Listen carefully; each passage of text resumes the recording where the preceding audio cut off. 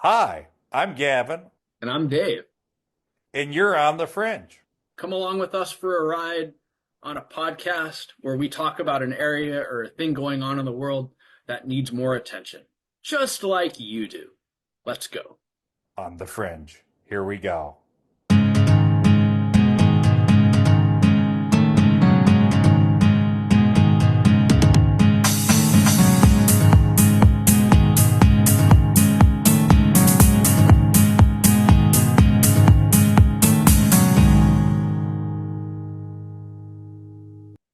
Hello, hello, everyone. Welcome back to On the Fringe. This is Dave. I'm here with Gavin. And today we're going to be talking about failure. And if you fail once, you keep trying. And if you fail a second time, maybe you keep trying again. But if you Oh, fail the third time, I think you're part of the Portuguese government. Wouldn't you say, Gavin? I would say so. I did not expect you to start things that way, but I'm really glad you did. We're So, kicking it Dave, off here on the Fringe. we're kicking it off. We're kicking it off. What are we talking about, Dave? So it looks like Portugal's government, and I'm not very well versed in this, so I'm going to be asking a lot of questions here. It's like Portugal's government is about ready to collapse again. And this is like the third time that it's happened. I believe it was Yep. since 2019. And there It, are very I, serious allegations of corruption going on within the government. And this isn't just a guy who is stealing suitcases. We talked a couple weeks ago about a Portuguese government official from, I think it was the Chega party, who was basically pushed aside and forced to sit in the back of parliament and humiliated in front of all of his colleagues and the other parliamentarians. But this is something much more potentially nefarious and potentially more damaging to the actual structure of the Portuguese government. Wouldn't you say, Gavin? I would say so, and a lot of it just has to do with, as you alluded to, repetition, repetition, repetition. This is the third election in 3 years. Um, Ooh. and this is, again, you do it once, okay, it happens. Twice, we'll get it right next time. Three times, it starts looking like a pattern, and it's a pattern that no one likes. No one is really happy about this.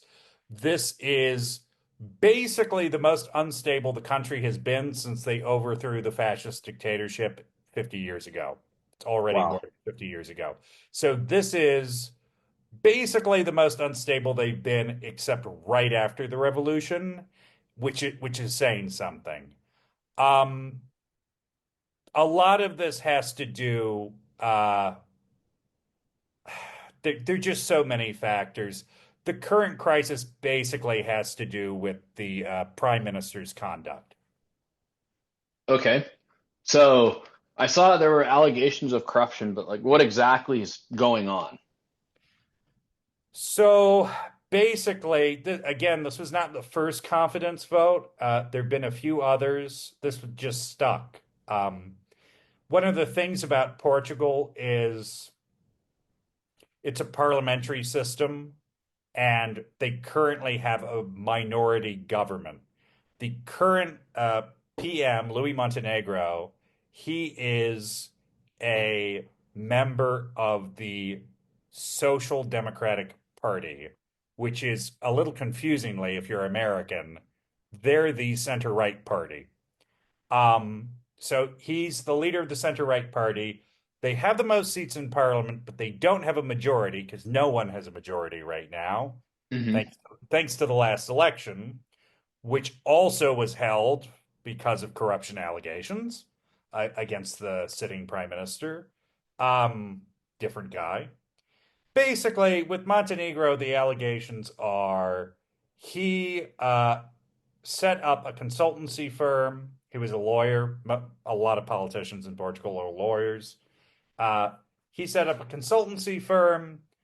Uh, he didn't declare it. He claims he didn't have to declare it because he sold it to his wife, even though under Portuguese law that makes no difference because it's all held in common. The problem was that company was making it seems like a couple $100,000 a year, and it had its major contracts were with companies that were getting contracts from the government. I believe there was at Mm. least one casino involved. There were a couple businesses. They all had major government contracts. They were all up for major government contracts while they employed this guy, and he didn't declare it. He didn't tell anyone about it. Uh, he didn't declare it on his taxes. Um, it's a problem. And basically, the reason it got to the veto is he's really refused to talk about it. He's just gone, it's not anyone else's business. I don't even run it anymore, so I don't have to tell you how it makes money. But as you can imagine, Dave, there are a lot of people going, if you're making a couple $100,000 a year and you can't tell us what you're doing for these people, that's a little bit of a problem. Hmm.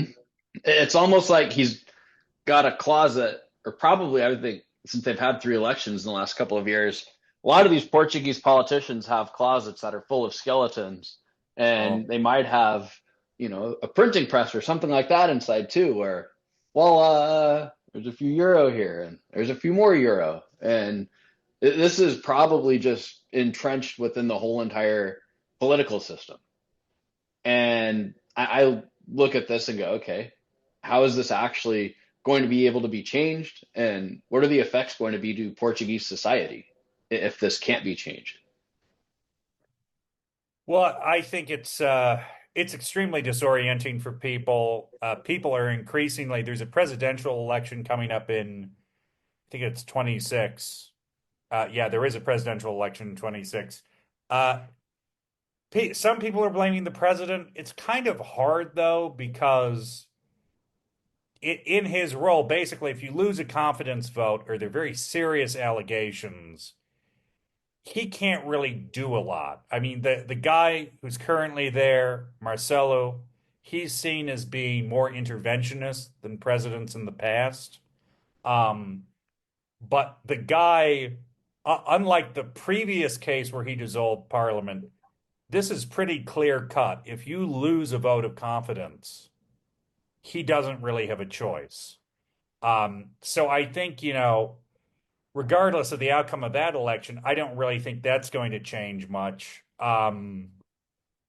I think part of the issue too is currently the main two parties are not, certainly from the American perspective, not that different. That one center left and one center right, but there aren't these huge ideological gulfs. That's mostly with the far right and the far left, who've been pretty instrumental in the confidence vote. But Well, do the far it's left hard to and far say. right, do the far left and far right, I mean, obviously they're getting more powerful each time this happens. Are they wanting this to continue The far for right more is. for more and more, okay, so third time it fails. Fourth time it fails because Chega, I remember we talked about this earlier, Chega, the far right party, has Yeah, really grown yeah. in power in the last couple of years within the country. And I would imagine people on the left are going to look more to the far left as well. If the center left party and the center right party are not able to actually govern, they're going to go more to the fringes and be okay. We need to have people that are more either extreme or more bombastic or that are more willing to do something instead of sit there and squabble. I think part of the issue, speaking from the left in Portugal, part of the issue there is on the left is more fragmented. And I think historically the right has been as well, but it's pretty under Andres Ventura, who's the leader of the Chega party, you have pretty strong forward-looking political leadership, which you don't really have so much on the left. You do have, I would say you do have some good political leaders, but it's a little more fragmented, and it hasn't been as translated into electoral success as it has with Chega. Chega currently are the third largest party. And I think they're the ones who are most likely to benefit from Mm-hmm. holding the election now, because even if they don't increase their share of the vote, this will now force the center right into a position where they may contemplate a political and electoral alliance with the party just to stay in power because they aren't going to have very many other options. Um, Wow. yeah. And it's very, I think it is very worrying for people in Portugal because I would say Chega could be looking at a position where they have most of the power and not so much in the way of electoral responsibility. If they fail, they'll be able to blame it on the center right party, who are kind of getting a bunch of barbs anyways, I guess. Man, So it's an interesting situation out in Lisbon. it looks like it. It really looks like it. And we'll keep our eyes on this as well. Indeed, we will. You want to lead people off, Dave? I started it. You can have it. Oh, anyways, thank you for listening. Like, comment, subscribe, share with your friends, share with your enemies, share with people you are indifferent to, share it with your pets. Pets want to listen to this too. They have feelings. They do. Um, they do. Share it with random people that you see on the street. Shout it. Shout out the transcript of this on Substack or subscribe on Apple Podcasts or wherever you get your music. This is On the Fringe. I'm Gavin Lucky. I'm here with my good friend Dave Bowling, and thank you for listening.